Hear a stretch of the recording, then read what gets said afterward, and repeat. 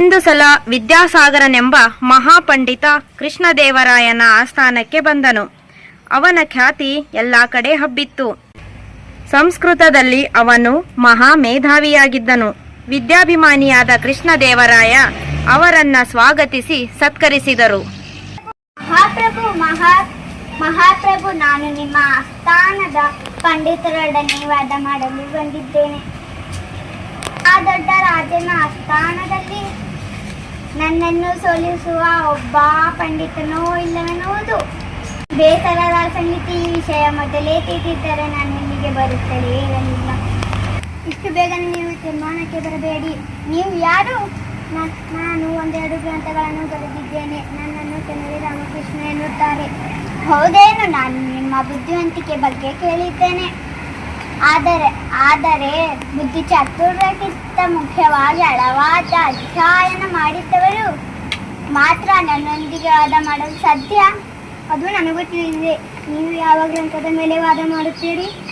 ನಿಮಗೆ ಇಷ್ಟವಾದ ಯಾವುದೇ ಸಂಸ್ಕೃತ ಗ್ರಂಥವಾಗಬಹುದು. ಹಾಗಾದರೆ ನಾಳೆ ಸಂಜೆ ನಿಮ್ಮೊಂದಿಗೆ ವಾದ ಮಾಡಲು ಸಿದ್ಧನಾಗಿ ಬರುತ್ತೇನೆ. ಸಿದ್ಧ. ಮಾರನೆಯ ದಿನ ವಿದ್ಯಾಸಾಗರ್ ಹೆಮ್ಮೆಯಿಂದ ಆಸ್ಥಾನವನ್ನ ಪ್ರವೇಶಿಸಿದನು. ಎಲ್ಲರೂ ಅಚ್ಚರಿಯಿಂದ ಕಾದು ಕುಳಿತಿದ್ದರು. ರಾಮಕೃಷ್ಣ ಸ್ವಲ್ಪ ಹೊತ್ತಿನ ನಂತರ ಬಟ್ಟೆಯಲ್ಲಿ ಸುತ್ತಿದ ಕಟ್ಟನ್ನು ಸೇವಕನ ಹತ್ತಿರ ಹಿಡಿದುಕೊಂಡು ಸಭೆಗೆ ಬಂದರು. ಸಿದ್ಧನಾಗಿದ್ದೇನೆ ಸ್ವಾಮಿ, ನಾನು ಸಿದ್ಧ. ಪ್ರಾರಂಭಿಸೋಣ. ಗ್ರಂಥವನ್ನು ನಾನು ಆರಿಸಿಕೊಳ್ಳಬಹುದೆಂದು ತಾವು ಹೇಳಿದ್ದೀರಿ. ಆರಿಸಿಕೊಳ್ಳಿ. ನಾನು ಈಗ ಇತಿಲಕಾಷ್ಟ ಮಹಿಷಬಂಧನನ ಮೇಲೆ ವಾದ ಮಾಡಲು ಬಂದಿದ್ದೇನೆ. ಆರಂಭಿಸಲೇ? ಬಂಧನ ಅದು ಏಕೆ ನಿಮಗೆ ಈ ತಿಲಕಾಷ್ಟ ಮಹಿಷಬಂಧನ ತಿಳಿದಿಲ್ಲವೇ? ಇದು ನಮ್ಮೂರಿನ ದನ ಕಾಯುವ ಹುಡುಗರಿಗೆ ಗೊತ್ತು. ಮಹಾಪ್ರಭು, ಏಕೋ ನನ್ನ ದೇಹಾರೋಗ್ಯ ಸರಿಯಿಲ್ಲ. ನಾಳೆ ಆರಂಭಿಸಲು ಅಪ್ಪಣೆ ಕೊಡಿ. ಆಗಬಹುದು. ಮರುದಿನ ಅದೇ ಸಮಯಕ್ಕೆ ಅದೇ ಕಟ್ಟನ್ನು ತೆಗೆದುಕೊಂಡು ರಾಮಕೃಷ್ಣ ಗಂಭೀರವಾಗಿ ಸಭೆಗೆ ಬಂದನು. ಆದರೆ ಬಹಳ ಹೊತ್ತಾದರೂ ವಿದ್ಯಾಸಾಗರ್ ಬರಲೇ ಇಲ್ಲ. ಅವನನ್ನ ಕರೆತರಲು ಆಳುಗಳು ಹೋದರು. ಮಹಾಪ್ರಭು, ವಿದ್ಯಾಸಾಗರ ರಾತ್ರೋರಾತ್ರಿನೇ ಓಡಿ ಹೋದನು. ರಾಮಕೃಷ್ಣನಿಗೆ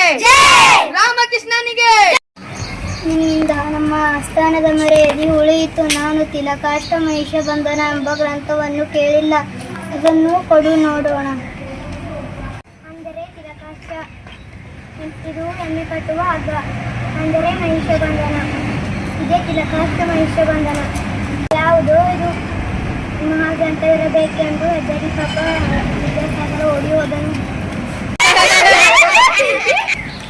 ರಾಮಕೃಷ್ಣನ ಬುದ್ಧಿವಂತಿಕೆಯನ್ನು ಮೆಚ್ಚಿದ ಕೃಷ್ಣದೇವರಾಯ ಅವನನ್ನು ಸನ್ಮಾನಿಸಿದನು.